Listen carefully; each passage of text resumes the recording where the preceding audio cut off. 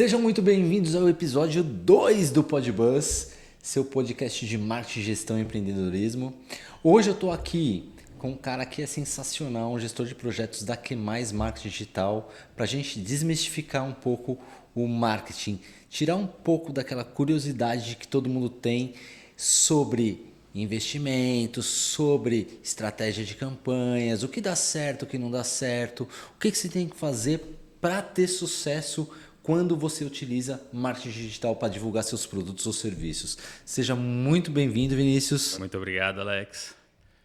Cara, é real, assim, tem muito termo banalizado, né, no meio do marketing digital. A gente está falando de tráfego pago, redes sociais, seguidores, tem muita coisa que as pessoas já criaram conceito e trazem esse conceito para dentro da agência. Quando a gente vai atender alguns clientes, eles já vêm com esse conceito da agência, então, para a agência. Então, a gente tem que já entrar meio que educando. Tem todo um processo de educação, né? Eu acho que isso pode ser um pouco da atribuição à velocidade que a pandemia trouxe para a internet, né? Na verdade, a disseminação do marketing durante a pandemia foi muito grande, até mesmo porque os comércios estavam todos fechados e todo mundo teve que, em algum momento, ir para a internet para divulgar seu produto ou serviço. Mas, principalmente, pelo conteúdo. Todo mundo assiste muito, é muito impactado constantemente por conteúdos de marketing e se criou ali uma ideia de receita de bolo, né? Então, você assistiu um vídeo, você acredita naquilo e quer que, às vezes, a sua agência implante aquilo ou aquilo se torna uma verdade tão absoluta que fica difícil de você entender um processo ou entender o porquê você não está tendo resultado com aquele processo. Exatamente. É aquela coisa, internet terra sem dono, né? Cada uma das redes sociais, plataformas que a gente trabalha tem uma comunicação e a galera que está ali, aquele nicho que está ali vai conversar de uma certa maneira e o cuidado que a gente precisa ter para estar entrando nesse fluxo é muito grande. As postagens, as tais das fake news, e também a intersecção entre conteúdo, anúncio, é muita informação.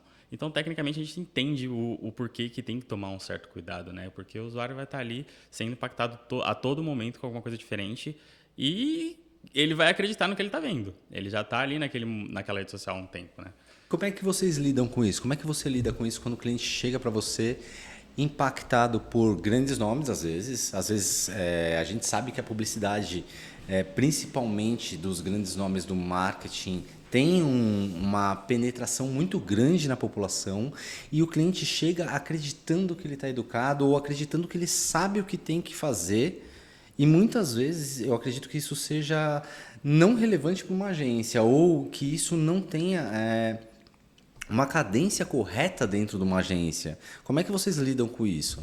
Então, antes mesmo do cliente chegar para mim, né, quando eu vou fazer um processo de entrada, é importante que ele entenda, não que eu esteja medindo o cliente jamais, mas o lugar dele dentro do mercado, né? Se eu estou falando de uma loja de roupas, por exemplo, se ela está começando agora, ela jamais pode pensar que ela vai entrar num Google, numa rede de pesquisa do Google, com o mesmo valor que tem lá vários marketplaces, as lojas de departamento que estão sempre ali, C&A, Riachuelo, todas essas empresas que estão há muito tempo, são muito mais conhecidas.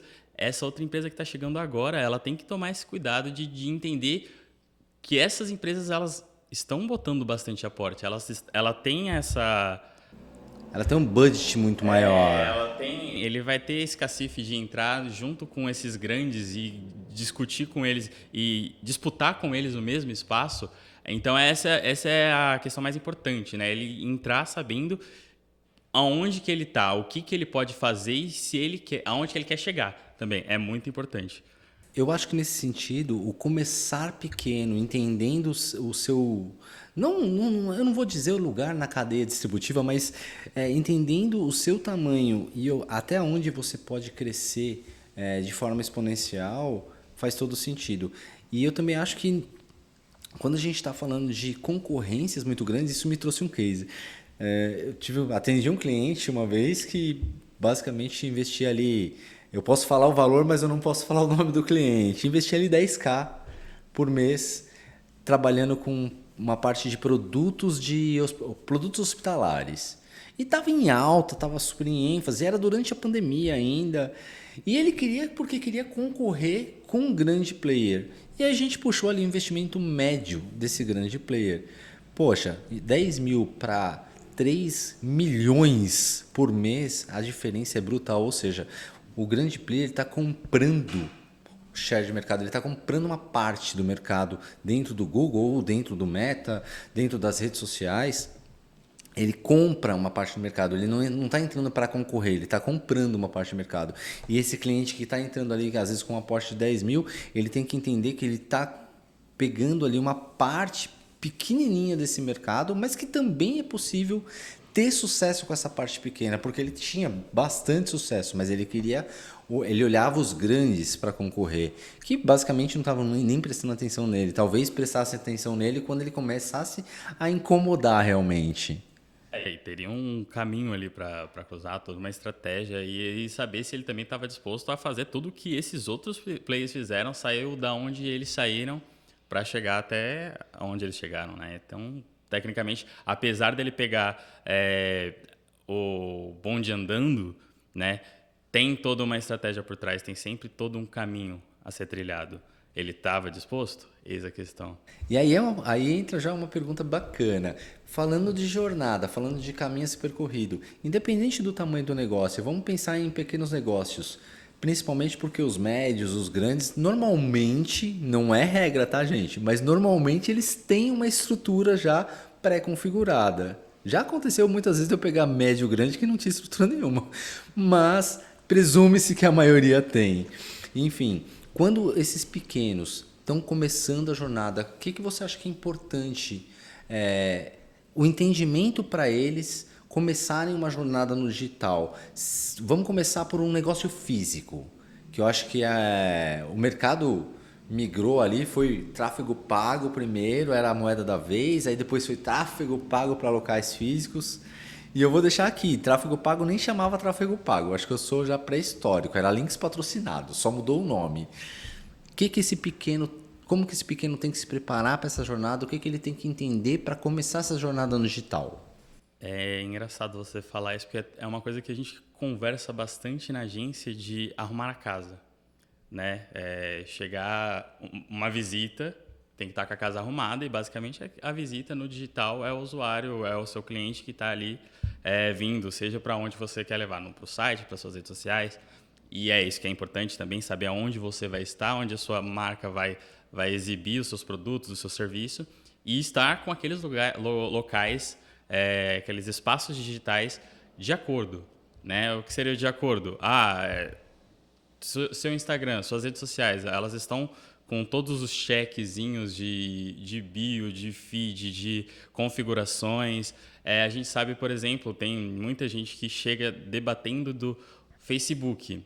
Mas ninguém usa mais Facebook. Mas o Facebook ainda é a casa do Meta, né? É ali onde a gente tem todos os ativos que vão ser super importantes para a gente lançar uma campanha no Meta. Então, realmente, a gente precisa ter essa atenção também nesses ativos do Facebook.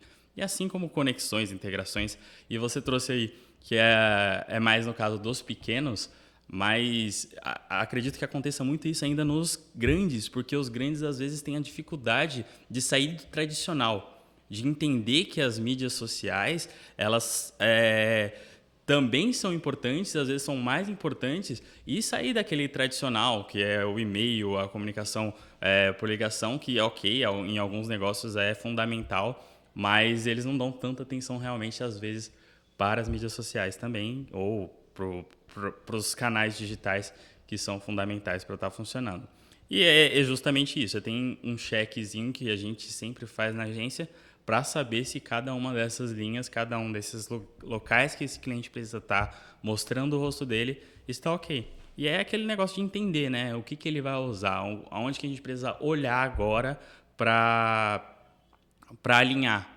Até porque assim, a gente conecta tudo, né? É o famoso cross-media. A gente começa no Instagram, mas o cliente que está no Instagram, talvez ele veio do site e ele pesquisou no Google, mas da onde que ele vai parar? Vai parar no WhatsApp? Então tem todo um caminho, toda uma trilha de migalhas que a gente vai deixando, todas essas conexões visíveis, que precisam estar realmente alinhadas com onde você quer levar o cliente, para onde você vai atender e todas essas partes que ele pode passar. Basicamente, se a gente for pensar nesse sentido, quando você fala de ativos, só para a galera entender o que são ativos primeiro do Facebook e depois pensando ainda nesse sentido de aonde ele deve estar e como ele arrumar a casa, a gente pode até entrar em certos detalhes. Google Meu Negócio é onde você está localizado no mapa, é o mapa mostrando o seu negócio para o mundo. Normal ali é 1 quilômetro no máximo, otimizado de 5 a 8, com ferramenta vai para GPS BMW, GPS Audi. Então, existem várias formas da gente trabalhar cada ponto de contato do cliente e a importância de cada ponto, porque eu sei que tem negócio que mídia social não funciona. E a gente pode até citar alguns. Como tem negócio que o Google não tem aderência, que a concorrência é muito grande. Como que você faz isso? O que são os ativos primeiro? E como que ele deve passar por esse processo de escolha? Tem que receber uma orientação profissional? Ele pode pesquisar? Como que você lida com isso na agência? Show. Referente aos ativos é bem técnico isso, na verdade, né? Porque assim, para anunciar no Meta, no Facebook e Instagram, a gente usa todas as nuances que eles nos dão, todas as ferramentas que eles nos dão dentro de um gerenciador de negócios. A página do Facebook, a sua conta do Instagram, um pixel, que é a sua integração ali no site, que vai ser um pontinho que ele vai ler todas as ações do usuário no site, um catálogo que para quem tem e-commerce vai precisar exibir todos os produtos, os preços, os títulos desses produtos, as inscrições desse produto na hora de fazer um anúncio, até a própria conta de anúncio, que é onde um técnico vai estar avaliando, otimizando, criando campanhas, todas esses pontinhos que a gente chama de ativos, né? Que a gente precisa ter eles conectados entre si e organizados dentro do gerenciador de negócios, que eu acho que de todos os casos que a gente tem de problemas na agência é o que vem com, assim, menos atenção. Seja de clientes que vieram de outras agências, clientes que tentaram fazer por conta. Quando eu não tenho um problema, às vezes, de página com restrição, ou o próprio usuário do perfil do Facebook com restrição, ou às vezes até a pessoa não é proprietária da própria página, porque a gente tem diversos tipos de propriedade numa página, assim. Então, eu acho que de todos os pontos, o do Meta é o mais complicado para lidar quando entra cliente, por causa dessas restrições. E se tratando, assim, acho que do Google a gente tem menos problemas, até porque a gente prefere construir tudo do zero, então nesse caso aí era mais simples. A sua outra dúvida era? Com relação a arrumar a casa e como que eu escolho? Se eu estou começando agora, eu tenho um negócio físico, como que eu escolho qual plataforma eu devo estar, por onde eu devo começar? Seria um checklist só de ideias, de como que eu começo a arrumar a casa, por onde eu começo a arrumar a casa, porque a teoria de arrumar a casa para mim é muito pertinente. Arrumar a casa para receber a visita. Você não recebe uma visita na sua casa com a casa toda suja, com a mesa bagunçada. Não, você sempre vai prezar por receber muito bem. Então você vai arrumar a mesa, e acho que o que você quis dizer é exatamente isso no digital. Você vai configurar todos os pontos de contato para receber esse possível cliente, esse usuário que está navegando e encontrou o seu negócio. Por onde que o negócio pequeno começa? Primeiro ele tem que entender, e isso é uma relutância de muitos, né? Aonde ele precisa estar, né? Eu preciso estar nas redes sociais. Quais redes sociais? LinkedIn? TikTok? Porque nem tudo se baseia apenas no Facebook e no Instagram. Google Meu Negócio, um local físico, super importante ter um perfil no Google Meu Negócio. Então, entender esses perfis que ele precisa ter nas redes sociais, enfim, no digital em si. E é interessante que toda vez que você for criar uma conta, aquela ferramenta geralmente tem um próprio checklist. E as pessoas subestimam muito esse checklist. Elas, acredito pela experiência de ter criado um perfil pessoal, que é o que acontece na maioria das vezes, e é muito intuitivo, porque ele vai mesmo te explicar o que você precisa fazer. Às vezes você só precisa ler que você precisa apertar um botão next, um próximo, e continuar as etapas para construir. É tipo assim, eu não li o manual de instrução.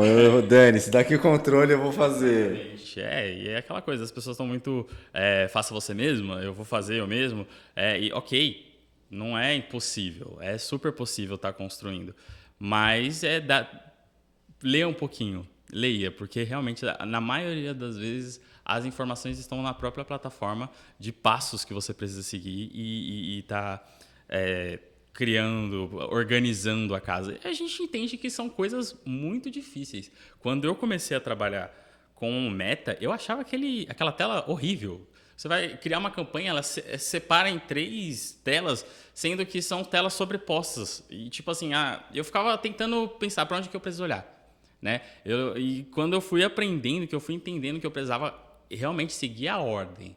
Vou criar uma campanha, eu vou olhar para a tela da campanha e eu não vou apertar no próximo antes de olhar todas as nuances da campanha e começar a configurar meu público posteriormente. É técnico, mas tem que seguir as etapas por ordem, sem pular, ler, prestar atenção, né? E ir a fundo. Tem que organizar justamente nessa parte, porque é a pressa, talvez, né? Porque diferente da gente que é técnico, a gente está ali para olhar justamente para esses pontos, provavelmente quem está criando ali, ainda mais quando é pequeno, como você falou, e está com a pressa de ver o negócio acontecendo, vendendo, gerando mensagens, a pessoa só vai colocando o que talvez seja visual. Eu coloquei o logo, fiz um store, tá bom. Mas calma, você fez sua bio, você colocou, sei lá, um linkzinho de direcionamento para os seus outros canais. Tem vários pontinhos que, nesse caso, deixa a desejar. E como escolher onde eu devo estar? Aí é o que eu falei da educação, né? Que a gente precisa dar às vezes, e na maioria das vezes chega já para mim com essa quebra. Porque primeiro que eu tenho que entender onde meu público vai estar, né? Não adianta eu ficar insistindo em fazer publicações, sendo que eu atendo um serviço de urgência, eu sou um guincho. As pessoas estão o tempo inteiro buscando, na urgência, buscando um guincho, porque ela quer na hora uma solução ali. Para que eu vou ficar fazendo, poxa, sendo que aonde você busca quando você está com pressa de um serviço de urgência? Aí tem um negócio legal. Eu vou te interromper um segundo só para trazer uma informação bacana. Eu particularmente acho bacana, né? O negócio do guincho eu já vi acontecer e vou até convidar quem está assistindo a gente aí. Cara, o carro quebrou, tá numa estrada, o celular tá meia boca. Quem lembra de ligar pro seguro? Ninguém lembra de ligar pro seguro. A galera vai no Google procurar o guincho porque é rápido. Muita gente tem seguro e esquece. Ou não tem o número do seguro, ou simplesmente vai para o Google direto para buscar um serviço de guincho. E aí isso já mostra que é o comportamento do usuário. Então, assim, você não vai abrir o Instagram, nesse caso, para buscar um guincho. Você vai diretamente no Google para resolver o problema, que é um serviço de urgência. É engraçado. E esse é o comportamento atual, né? A gente não sabe o mercado também nos próximos dias, porque você falando isso, eu lembrei de uma situação sobre o TikTok, referente às pessoas buscando soluções no TikTok. Né? Tá engraçado isso, porque ok que não são serviços de urgências, não são soluções rápidas para combater a necessidade, mas tem aquela parte do faça você mesmo que está sendo assim bem alta dentro do TikTok. Então o comportamento dessas mídias sociais vão mudando, né? Foi um insight que eu tive aqui, mas de qualquer forma tem essa questão de evolução. Inclusive hoje eu estava conversando com um cliente referente a esse problema de configurações, de criação, de complicado, plataforma do Meta, e a primeira coisa que ela me trouxe foi: essa plataforma atualiza o tempo inteiro. Eu clico para acessar a minha página, eu clico no botão no menu esquerdo, mas amanhã vai estar no menu direito. Então também tem esse problema, essa questão do ser complicado e estar em constante atualização, que é o que acontece em todas as plataformas, né? Tem dia que eu abro ali e simplesmente mudou. Sem avisos, o algoritmo resolveu trabalhar daquela forma e eu tenho que lidar com isso. Vamos aprender de novo. Eu acho que isso é uma dinâmica que não tem retrocesso, né? Na verdade, não vai parar E a tendência é ficar cada vez mais rápido. Eu posso falar que eu tenho 15 anos de Google, mais ou menos. Tinha até número de certificado. Depois de 15 anos no Google, eu vi uma evolução durante muitos anos a mesma tela.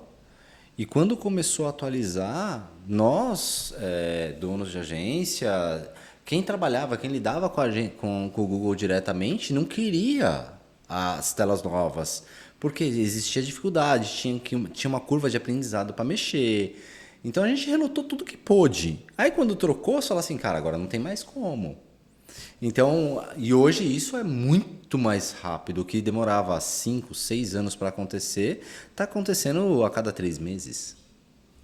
Então, acho que isso é uma coisa natural e para o usuário fica cada vez mais difícil também.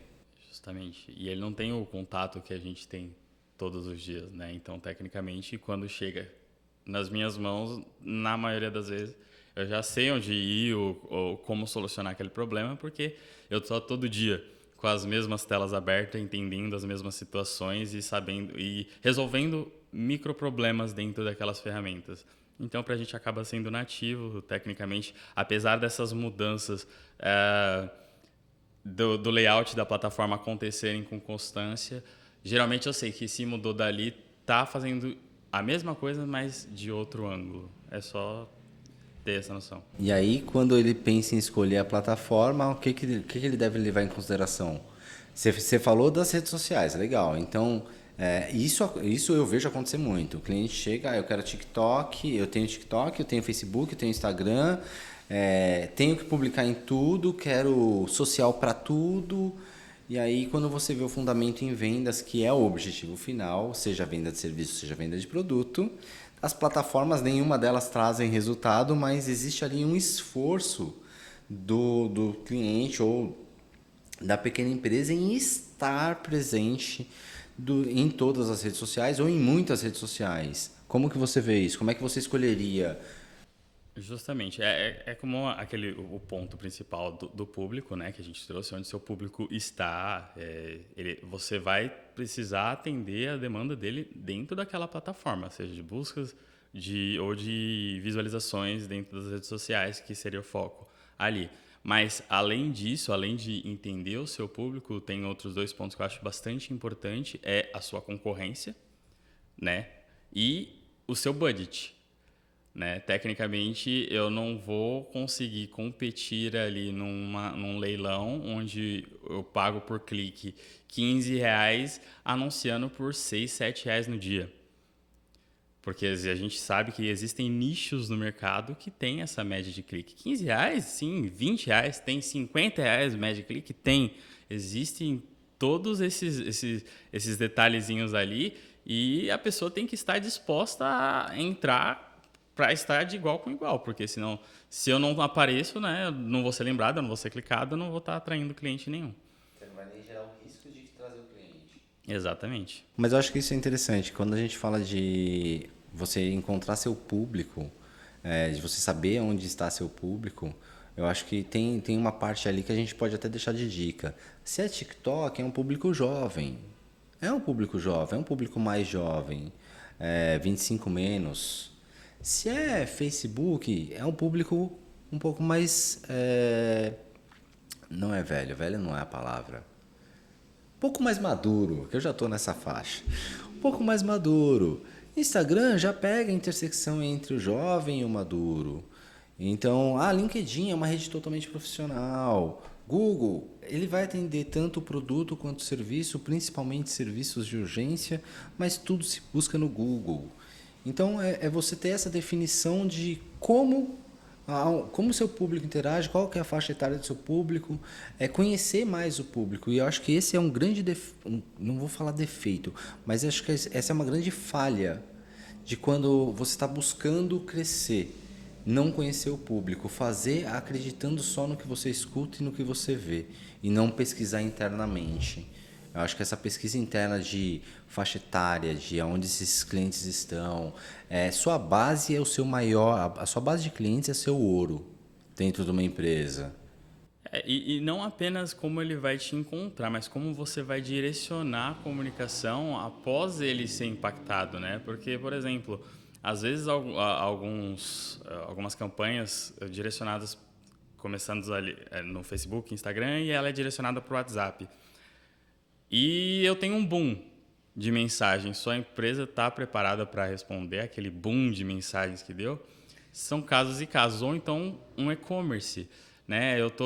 Dentro das minhas campanhas, eu estou levando para um e-commerce. Se o e-commerce está estruturado para todo o processo, toda a jornada de compra, tanto a tela inicial, ao carrinho, a parte de pagamento, então não para ali apenas, né, na primeira parte. É aquele pós o contato do anúncio. Tem um caminho ainda que ele vai seguir após clicar no botão. Eu acho que isso é legal para a gente até trazer. A agência, acho que nenhuma agência, nem gestor de tráfego é responsável pela venda, pelo fechamento, né? E são muito cobrados por isso, né?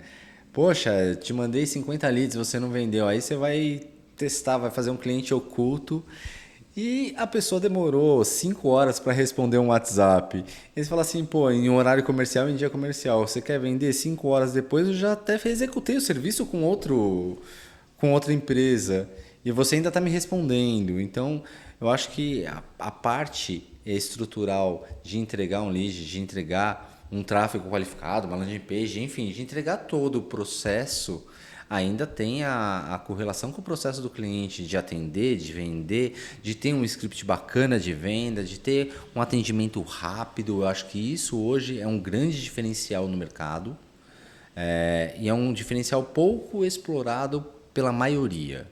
A maioria ainda está naquela, quero volume, vou atender o volume, mas não dou atenção devida ao que está chegando. E dou menos atenção ainda, que eu acho que é pior. Eu acho que esse é um lado ainda mais complicado. Dou menos atenção ainda para quem eu conquistei, ou seja, para o meu cliente. Que é pegar o cliente e colocar ali na cadeirinha do castigo. Pô, você comprou, legal, te coloco lá e deixo lá você de castigo e não falo mais com você. Sendo que aquele ali é o seu principal ativo da empresa. Exatamente. É aquela coisa de todo mundo gosta de ser bem tratado, todo mundo quer ser bem tratado, e isso assim, faz toda a diferença. Trazendo para um caso pessoal mesmo, eu fui comprar óculos e eu recentemente precisava usar óculos, que inclusive não estou usando agora, e eu fui em 3 óticas diferentes. A primeira, eu fui super bem atendido. Assim, o atendimento 5 estrelas. A pessoa faltou me segurar no colo. Só que não teve nenhum óculos que eu coloquei no rosto e eu falei, nossa, é esse. Não teve aquele amor. Mas foi quase. Atendimento ok, produto mais ou menos. A segunda era uma das marcas, assim, das maiores. Não vou citar aqui, mas era uma das maiores marcas que a gente tem aí de ótica no mercado atualmente. Eu fui super mal atendido. A pessoa que estava lá só falou assim, ó, o que eu tenho é isso aí. Não perguntou se eu queria tirar a dúvida. E olha que eu cheguei falando, olha, eu nunca usei óculos. Não tenho contato, não entendo sobre isso. Tem uma referência. Não sei o que é bom pro meu rosto. Diferente do outro, falou, ó, vamos lá. Você coloca um quadrado, coloca um redondo e depois a gente vai afunilando aí. Botei enquanto eu estava experimentando, sendo ignorado, experimentando óculos, eu botei um. Assim, ele era super caríssimo. Só que eu fui tão mal atendido que eu juro que acredito que se eu fosse bem atendido, eu tinha levado, pagaria o valor que fosse naquele óculos, que foi aquele que eu coloquei no rosto e amei. E aí teve a terceira ótica, que teve esse mix. O bom atendimento e um óculos que eu gostasse. E foi o que, assim, tecnicamente me fez seguir, né? Que fez comprar. Inclusive, levei 3, 4 pessoas, assim, porque eu fui bem atendido, achei um produto legal. Indiquei para outra pessoa, que indicou para outra pessoa, tecnicamente, houve uma evolução ali justamente por causa desse trabalho, né? Não se limitou apenas do marketing, que a gente fala de levar o cliente, levou. Mas você fez o seu trabalho, você atendeu, você ofereceu alguma coisa que era interessante, que ia resolver um problema daquela pessoa. Tem todo esse círculo aí que a gente precisa avaliar na hora. Então, acho que assim, mito destruído, né? Um bom produto não vende sozinho. Só o bom atendimento também não vende sozinho, sem um produto que seja coerente. Então é uma soma de vários fatores. Eu queria saber agora de vocês que estão aí escutando esse podcast ou assistindo esse podcast. Atendimento faz a diferença? Manda aí. Se faz muita diferença ou se só o produto, pô, vou lá no Marketplace e compro, já era, tá tudo certo, chegou, não importa o atendimento. Quanto que influencia na vida de vocês um bom atendimento? E conta história pra gente, a gente gosta de histórias. Conta história pra gente aí de um bom atendimento que te levou a comprar algo que você até não queria. Que isso acontece também. Bom, então voltando aqui para o marketing. Então a gente arrumou a casa, escolheu as plataformas, show de bola. Isso tem muito cliente que chega assim, na verdade, né? Já sabe, já conhece o público, já. O que eu tenho que pensar quando eu vou para uma plataforma fazer tráfego? Tá, eu vou colocar uma situação aqui. Eu tenho uma empresa de serviço, eu quero tráfego no Google. O que eu tenho que. Por onde eu começo, não. Mas qual é o planejamento para eu ir para essa plataforma estruturado e conhecendo uma jornada? Ou seja, tendo conhecimento da jornada de que primeiro eu vou entrar no leilão, quais são as referências que eu tenho que ter de página, de valor de investimento, de clique. Como é que funciona isso na QMais? Bom, a primeira coisa que eu peço para o cliente é calma, né? Tipo, porque todo mundo chega muito afobado de já querer, assim, contatos no momento que a gente inicia o nosso projeto, né? Mas isso não é porque a internet está acelerando ou porque o cliente acredita que, eu ouço lá, poxa, faturei 1 milhão fiz, sei lá, 6 em 7, fiz 8 em 3, bom, enfim. Não é porque ele está sendo impactado por isso o tempo todo, como se a internet fosse o milagre da vez.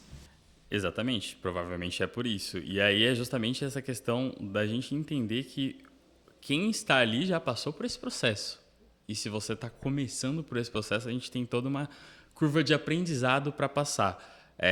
E não só aprendizado para saber configuração e estrutura de campanha, mas o próprio algoritmo da plataforma trabalhando a favor do que você está disposto ali com o seu valor de investimento, com a página que você oferece, que vai ser o destino do cliente, do usuário. Então, é um casamento de informações que precisam fazer sentido. Né? E aí, quando a gente recebe esse cliente, é construir justamente alguma coisa boa dentro daquilo que ele está oferecendo para a gente trabalhar. Dentro daquele orçamento, dentro daquela página de resultados do site do cliente. De todas essas informações, a gente vai tentar tirar sempre o melhor. Né? E aí, justamente, é questão da criação de contas, conexões, integrações, tagueamento, aprendizado, são muitas etapas e a gente precisa passar por todas elas com calma, porque é um aprendizado total, né? E justamente a partir do momento, e mesmo quando esse período termina, começa uma relação de feedback. Às vezes eu posso ser chato, mas eu mando mensagem perguntando: "E aí? Eu sei que tem conversões aqui, me fala do seu lado aí como é que tá?" E é justamente trabalhando com essa troca. É uma troca, né? Eu preciso saber, eu preciso dar informações, porque às vezes eu não preciso mandar mensagem pedindo, o próprio cliente tem essa disponibilidade de estar informando. E com todas essas linhas aí, a gente consegue construir coisas bem bacanas, tem cases maravilhosos, mas é justamente construído. Difícil, existe, mas dificilmente tem uma campanha que a gente publica e no dia seguinte dá resultados. Mas a gente sabe que existe os milagres. Eles são raros. Hoje acho que hoje eu posso falar depois de 15 anos de marketing que eles são mais raros. Já foram mais frequentes, mas hoje eles são mais raros até mesmo porque o mercado é mais concorrido. Você falou de cases. Traz um case aí, me conta um case aí.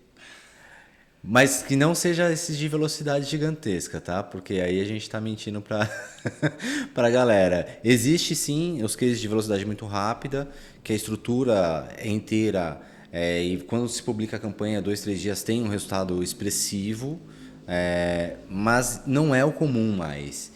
Traz um case comum de entrou, aconteceu isso, depois de tantos dias, me traz um case mais comum, que é o mais habitual. É justamente esse que a gente conseguiu trabalhar com calma, né? Tem um cliente que ele trabalha com limpeza predial. E a gente conseguiu seguir justamente as etapas que a gente faz. criou uma página onde a gente entendia qual o caminho que a gente queria que o usuário tivesse dentro dessa página, com uma comunicação que fizesse sentido para aquilo que ele está buscando. Criamos todos os ativos dentro do Google que a gente sabia que era necessário para levar o usuário. Fizemos toda a pesquisa de mercado para entender como os concorrentes estavam se posicionando, quanto eles estavam investindo, para que a gente não colocasse uma campanha no ar que não fizesse sentido para andar junto com esse pessoal. E, tecnicamente, quando a gente colocou todos esses pontos, um depois do outro, seguindo bonitinho, acredito que 2 dias depois a gente já começou a ter leads, né, contatos efetivos, nos quais evoluíram para fechamentos. E assim, são coisas que se pagam tecnicamente, né, porque são investimentos equilibrados com base naquilo que é um ticket médio para limpeza predial, para limpeza de fachadas de prédio.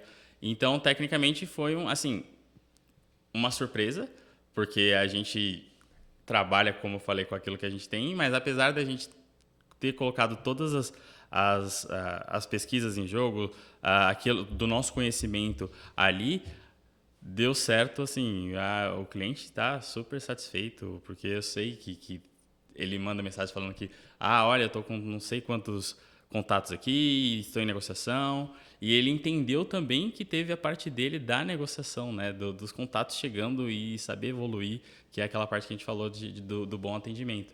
Então, tecnicamente, é isso, assim. Foi um círculo totalmente fechadinho quando a gente trabalhou com as estruturas dele. Eu acho que nesse ponto da preparação para subir uma campanha, para colocar um novo negócio online, seja de serviço, seja de produto, seja um e-commerce, eu acho que a preparação é um dos pontos mais fortes, fundamental, na verdade. Porque sem a pesquisa, acredito que a landing page teria sido feita só para o usuário, não teria sido criada para a plataforma. Eu acho que esse é um diferencial. Quando a gente cria uma landing page para o Google, pensando em como o Google entende aquela landing page para criar uma pontuação, e aí eu vou até entrar num termo técnico, no índice de qualidade da palavra-chave, que vai baratear meu custo por clique e vai permitir que eu concorra com quem está no mercado já há muito tempo. Então, acho que esse desenvolvimento planejado, a tendência é sempre ele gerar um resultado um pouco fora da curva, um pouco acima da curva natural. E isso é muito gratificante, né? Porque você escutar do cliente que, poxa, tá tendo lead, tô atendendo, tô fechando o negócio, ou seja, tô positivo na maior parte do tempo, é fantástico. Eu acho que poucos clientes que falam, né? Eu acho que pela minha experiência de agência, eu aprendi a não esperar tanto do cliente. Então eu sei que a campanha foi sucesso, eu sei que o cliente está vendendo, então a comemoração ficou mais interna. Mas é muito gostoso quando o cliente vira e fala, cara, tô arrebentando, show de bola, mês que vem estamos aumentando. Isso é muito gratificante. Isso aconteceu com um cliente seu de guincho, né? Sim, sim. Não, o cara evoluiu demais. A gente começou, ele atendia um lugarzinho, uma cidade no interior de São Paulo, né? Caieiras, isso. Ele atendia apenas Caieiras. E a gente até pescava ali um pouquinho em São Paulo, às vezes capital, ele relutava, voltava só para Caieiras e insistia ali dentro daquela localização, até que ele começou a entender que ele conquistou conquistou nome dentro da localização, dentro de Caieiras. Conquistou nome e falou, agora eu vou expandir. Começou a ir para bairros ao redor, aqui mais próximos ali, da Zona Oeste de São Paulo, que é mais próximo de Caieiras. Ele falou, não, acho que agora eu consigo colocar mais frotas, consigo colocar mais carros aí para circular. Vai um pouquinho mais para sul. Agora ele atende basicamente toda a capital e, tipo assim, ele falou, não preciso mais de campanha em Caieiras. Porque Caieiras já tem o nome dele, assim, conhecido. Então, ele já sabe que quando for para buscar, agora ele tem ele precisa colocar dinheiro ali, né? Ele precisa colocar na capital, porque ele ainda não é conhecido ali. E, tecnicamente, ele já é conhecido organicamente em um ponto que, no começo, ele só queria estar ali, investindo ali. Ele mandava mensagem falando, não, mas o meu concorrente está aparecendo acima das minhas posições, porque tem muito isso também, né? Da pessoa ficar se pesquisando, se olhando. Tem uma ansiedade muito grande do negócio, do resultado. Exatamente. E a gente entende, né, tecnicamente. Até que quando começo uma campanha, eu fico ansioso também. Eu abro muito a tela daquele cliente que entrou e eu demoro um pouquinho para tirar a mão ali, sabe? Para fechar aquela tela e lembrar que eu tenho outras telas para olhar também. Mas é justamente essa ansiedade que é muito importante, e quando a gente vê a coisa fluindo, o negócio crescendo, dando resultado, assim, a satisfação é muito boa. A gente viu que realmente todo aquele empenho trouxe, e a gente sabe que foi técnico, que foi dentro do nosso conhecimento, que trouxe alguma coisa legal para aquele cliente que estava buscando aquilo. Show! Agora a pergunta para vocês que estão ouvindo de novo. Quem aí tá a fim de crescer o negócio? É pequeno e tá a fim de crescer o negócio? Quem tiver a fim aí, manda aí nos comentários que tá a fim de crescer o negócio, porque a gente vai estar gravando vários podcasts aqui só de marketing, gestão e empreendedorismo, alguns específicos de marketing, de tráfego, de analytics, vamos falar bastante coisa aqui, mas manda aí que a quem mais vai entrar em contato com você. Bom, falamos da parte legal, né? Essa é a parte legal.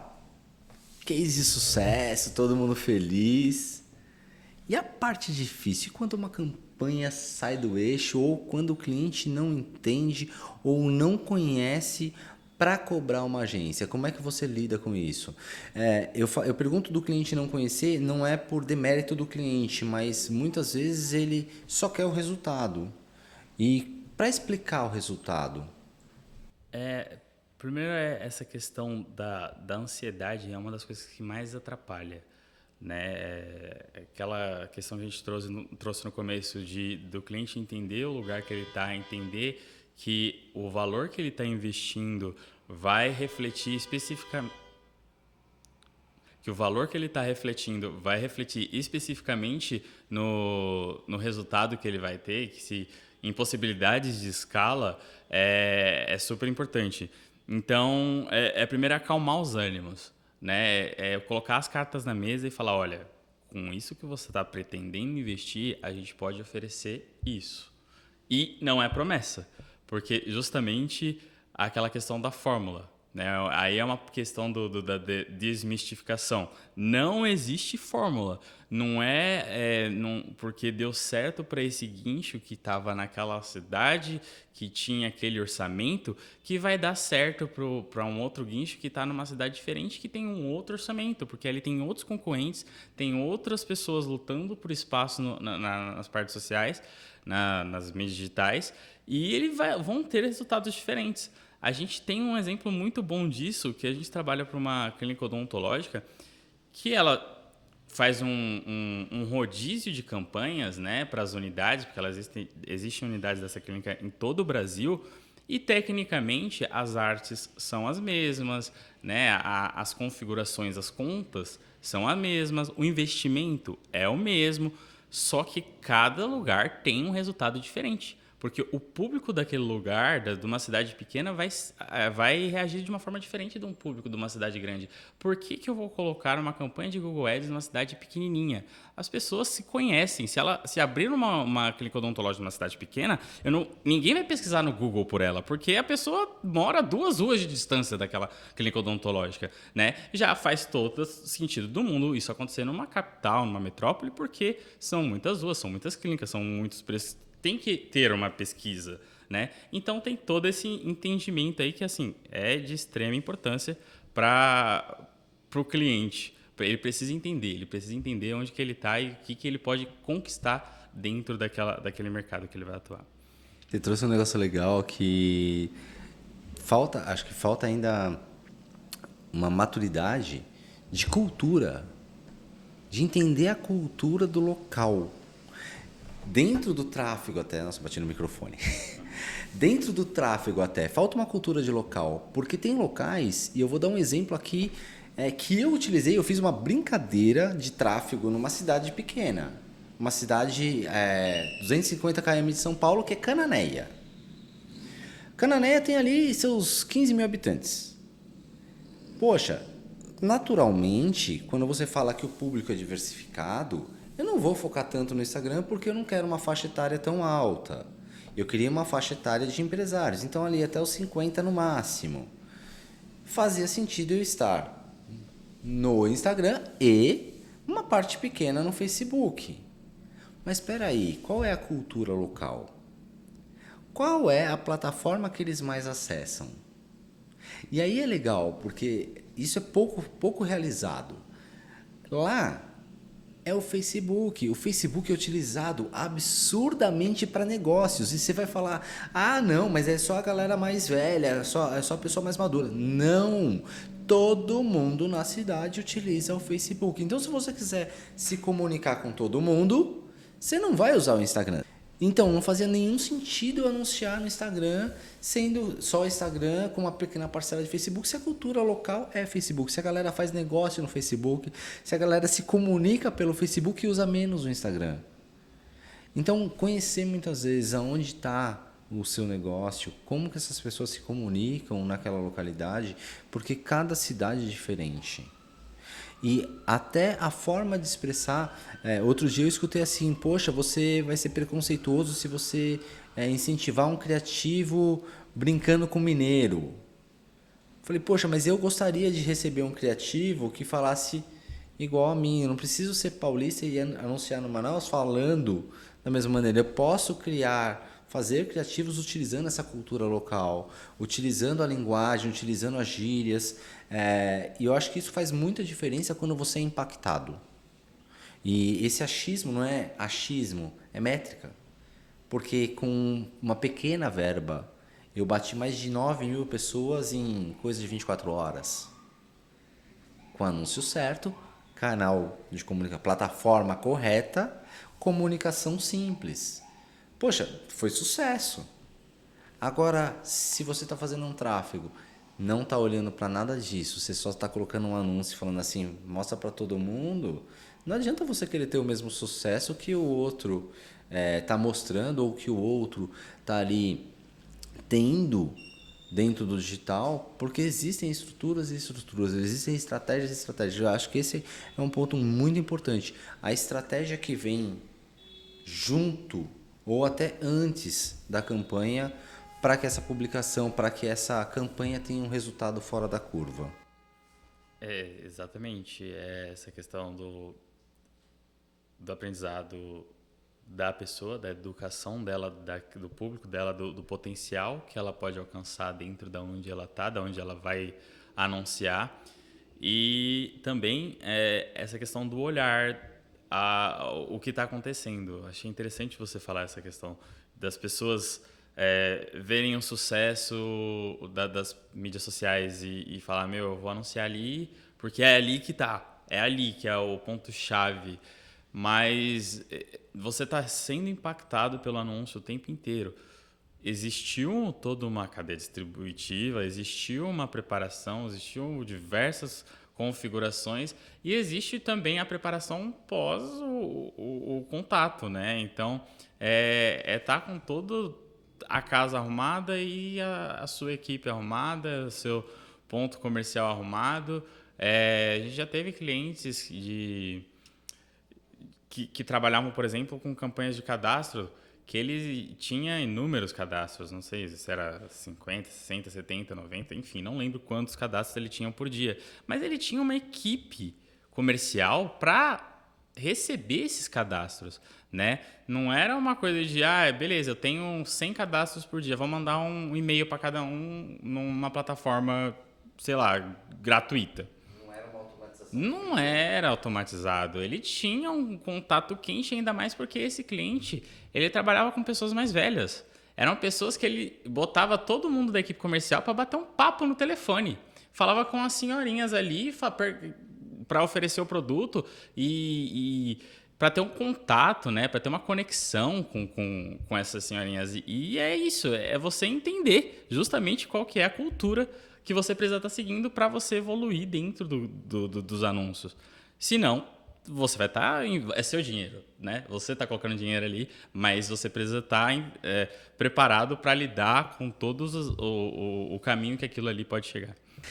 Quando a gente fala, a gente fala muito termo técnico, até porque a gente trabalha com isso todo dia, e o mercado também evoluiu para que todo mundo usasse técnica, né? Eu acho que isso é... A gente fala contato é lead, a gente fala métricas são números, a gente fala de lifetime value, valor do tempo do cliente, valor do cliente com relação ao tempo que ele fica na sua carteira, de ROAS, de ROI.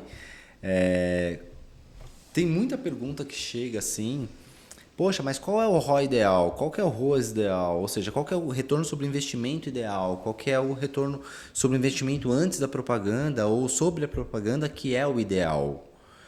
E basicamente eu acho que ainda isso é uma busca de receita de bolo. E como você falou anteriormente, eu acho legal frisar isso. Não é regra que 2 campanhas iguais para 2 segmentos iguais vão dar o mesmo resultado. Até mesmo porque existem dinâmicas diferentes e estratégias diferentes rodando para segmentos, né? Para segmentos, tanto faz iguais ou diferentes, cada um tem a sua estratégia. Tem cliente que tem base, tem cliente que não tem base. Quando tem base, eu acredito que seja muito mais fácil de chegar no resultado. É engraçado essa questão daquilo que o cliente pode, do nosso cliente, né, da empresa, do anunciante, do que ele pode oferecer, que às vezes as pessoas elas não conhecem, aparentemente não conhecem o próprio negócio, né? A gente, para todo cliente que entra, a gente coloca um briefingzinho simples que é para responder algumas perguntas. E uma pergunta que na maioria das vezes dá ruim é: qual é o diferencial da sua empresa? É o atendimento. Atendimento personalizado.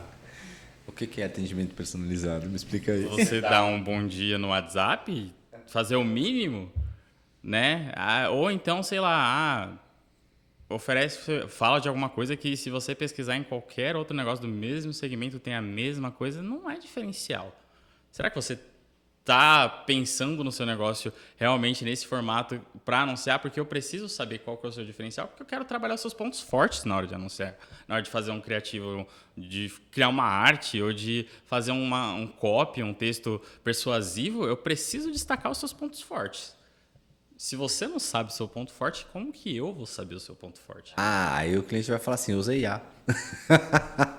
Cria com a IA.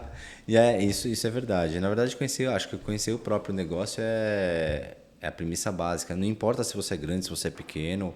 Eu acho que esse estudo sobre o que você está ofertando, que não commodity. Porque até commodity tem como ofertar num preço diferenciado. Eu já vi negócios que são commodities serem totalmente diferenciados e colocar, agregar valor ao produto que basicamente tem um preço tabelado e conseguir vender ele mais caro. Por quê? Entendeu como aumentar o valor não financeiro, mas a percepção de valor do usuário.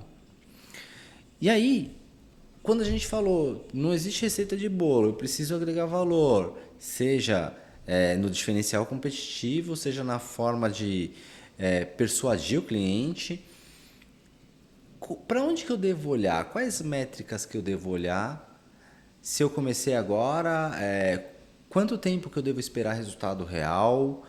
O que eu devo acreditar? Porque eu acho que a quantidade de informação é tão grande hoje e ela é tão rápida. No que eu devo acreditar?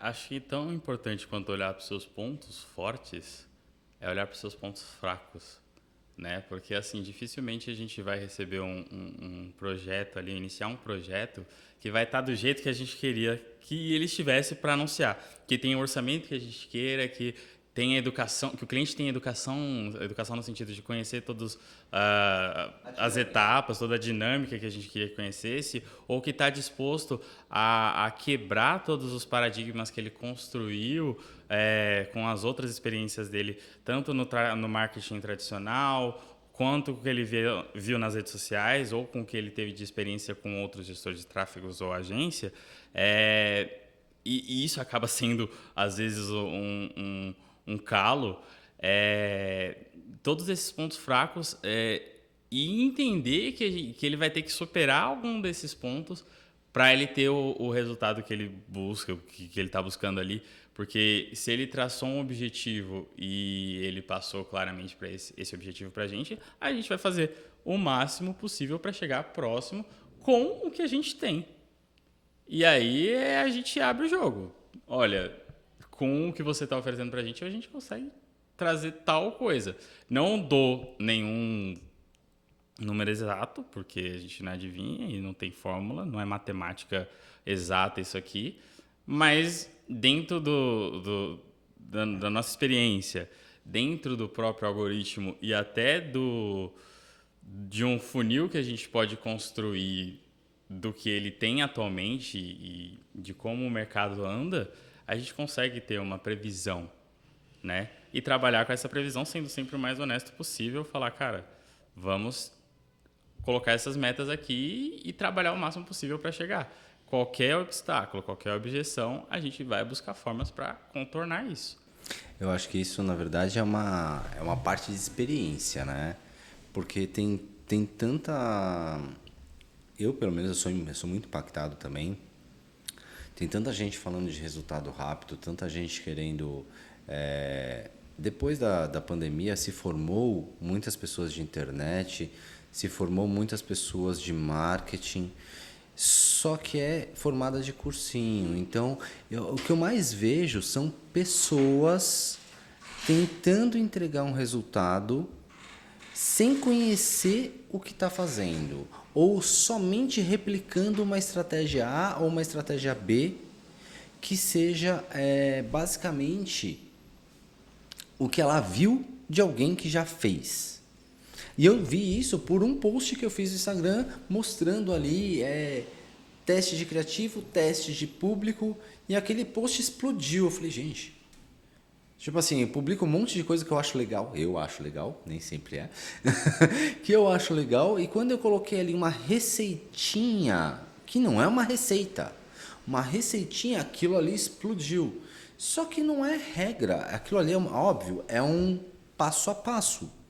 Mas tem que existir dinâmicas dentro desse passo a passo ainda. Então, eu acho que essa galera é muito fervorosa, as pessoas estão muito fervorosas por uma receita que funcione para todo mundo. E até os próprios gestores formados pela internet também estão fazendo isso, ou seja, estão testando com o dinheiro do cliente, estão aprendendo com o dinheiro do cliente.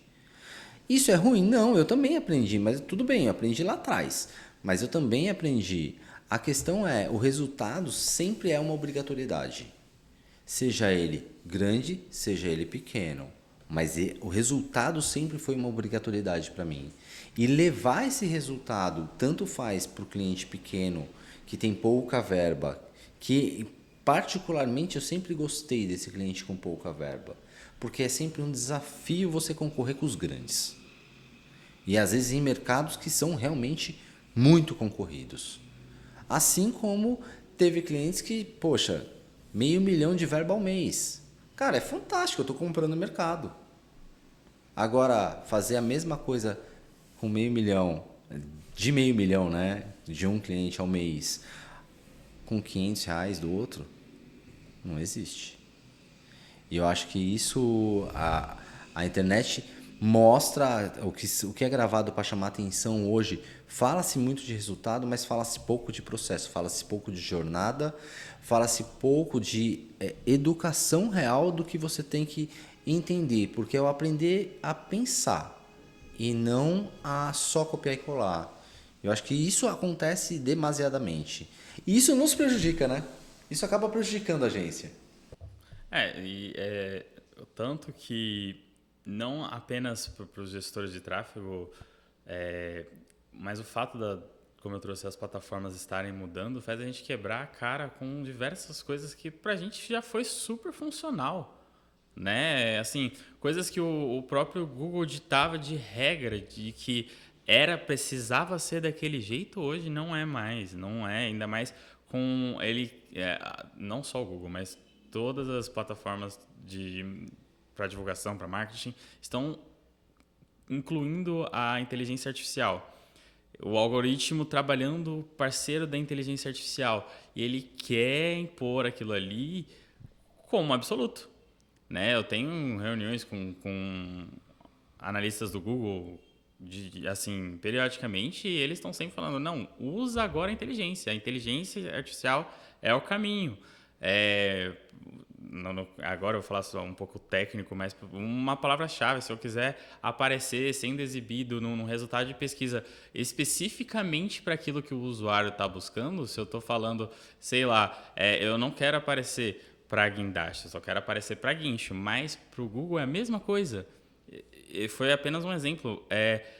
Ele vai usar o que ele entender de inteligência artificial, de algoritmo que é o ideal, que ele acreditar que é o ideal, ele vai entregar. E nem sempre o ideal do Google é o ideal para o cliente, é o ideal para a gente que está montando uma estratégia, nem sempre vai conversar. Né? A inteligência artificial não é tão inteligente assim nesse sentido ainda. Óbvio que, assim como o gestor de tráfego está usando o dinheiro do cliente para aprender, o Google está usando a gente para aprender esses resultados também, né? Para validar todas essas atribuições, essas ferramentas, né? Essas dinâmicas, exatamente. E aí a gente é cobaia. Nós somos outras cobaias também, porque a gente está pensando para eles, né? Nesse sentido. Acho que, na verdade, assim, a gente é uma cobaia que controla o investimento. Acho que essa é a grande diferença. A gente controla o investimento. A gente não deixa ele torrar o dinheiro só. Exatamente. E acho que também não é... Acho que tem que ficar claro que não é nenhum demérito a esses gestores. Como eu falei, eu também aprendi assim. Mas não só de um cursinho de internet e não só copiando receitas de bolo, porque no tráfego receita não funciona. Ela pode até ter um passo a passo, mas se você não pensar, ela não vai rolar.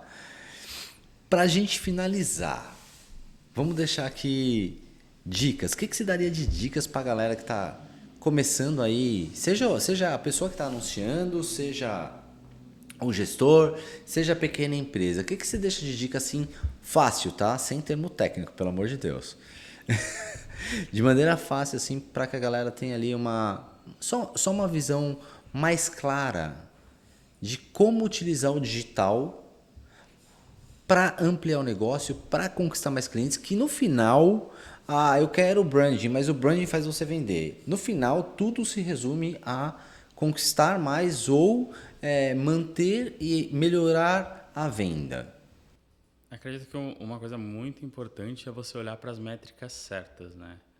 Parar de se preocupar muito com a quantidade de seguidores ou a quantidade de publicações que você vai fazer no seu Instagram.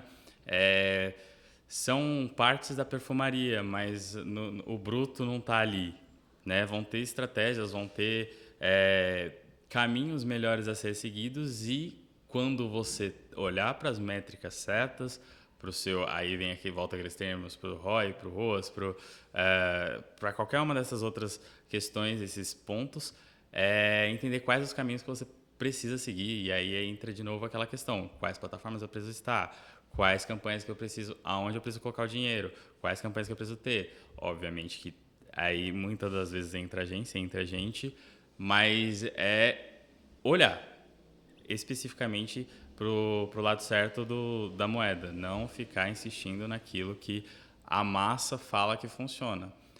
Mas eu já vi muitas pessoas falando que eu preciso publicar todos os dias, fazer post todos os dias.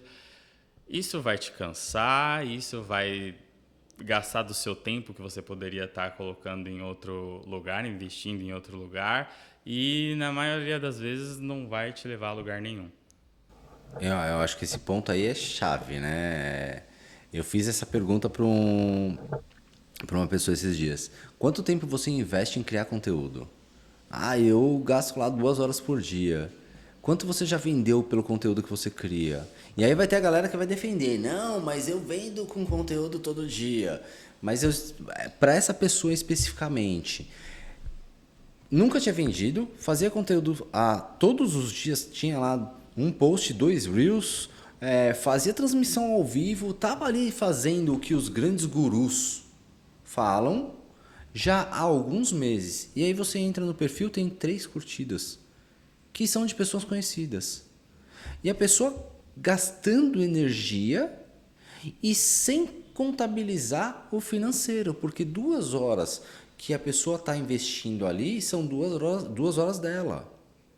E eu acho que essa métrica poucas pessoas olham, que criar conteúdo também é um investimento de tempo e dinheiro, também é um investimento financeiro. Ah, mas eu publico de graça. Tudo bem, você publica de graça, mas você não investe 2 horas do seu tempo criando aquele conteúdo de graça, porque você tem ali seu valor financeiro dividido pelas horas de trabalho.